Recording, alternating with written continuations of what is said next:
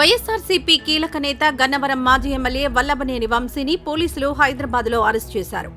అక్కడి నుంచి విజయవాడకు తరలిస్తున్నారు. గన్నవరం తెలుగుదేశం పార్టీ కార్యాలయంపై దాడి కేసులో వల్లభనేని వంశీ సహా మొత్తం 88 మందిపై పోలీసులు కేసు పెట్టారు. పార్టీ కార్యాలయంలో పనిచేస్తున్న సత్యవర్ధన్ ఫిర్యాదు మేరకు పోలీసులు కేసు నమోదు చేశారు. కాగా ఈ నెల 20న వంశీ దాఖలు చేసుకున్న ముందస్తు బెయిల్ పిటిషన్పై తీర్పు రానుంది.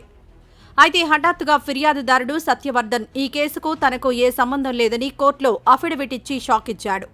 2 రోజుల క్రితం ఈ కేసుకు సంబంధించి సత్యవర్ధన్ తన ఫిర్యాదును వెనక్కు తీసుకున్నారు.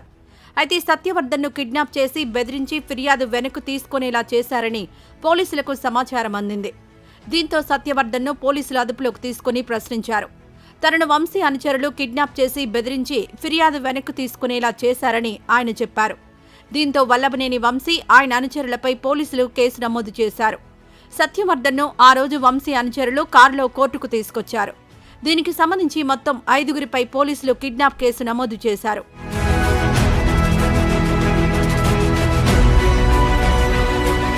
కాగా వల్లభనేని వంశీ అరెస్టులో ట్విస్ట్ నెలకొంది. హైదరాబాద్ రాయదుర్గంలో ఒక అపార్ట్మెంట్లో వంశీ ఉన్నట్టు పోలీసులకు సమాచారం అందింది. ఆ సమాచారం మేరకు గురువారం తెల్లవారుజామున అక్కడకు పోలీసులు చేరుకున్నారు. పోలీసులను చూసి వెంటనే డ్రెస్ మార్చుకుని వస్తానని చెప్పి లోపలికి వెళ్లారు.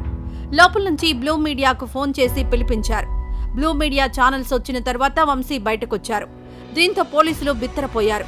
మరికొంతమంది వైఎస్ఆర్సీపీ నేతలకు కూడా వంశీ ఫోన్ చేసినట్టు పోలీసులు గుర్తించారు. దీనిపై కూడా కేసు నమోదు చేయాలని పోలీసులు భావిస్తున్నారు.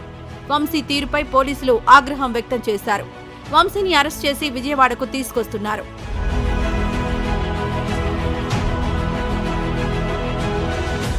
వల్లభనేని వంశీపై పోలీసులు పలు సెక్షన్ల కింద కేసులు నమోదు చేశారు. బిఎన్ఎస్ సెక్షన్ 141, 308, 351(3), రెడ్ విత్ 3(5) కింద కేసులు నమోదు చేశారు. అలాగే ఎస్సీ, ఎస్టీ అట్రాసిటీ కేసు కూడా పెట్టారు.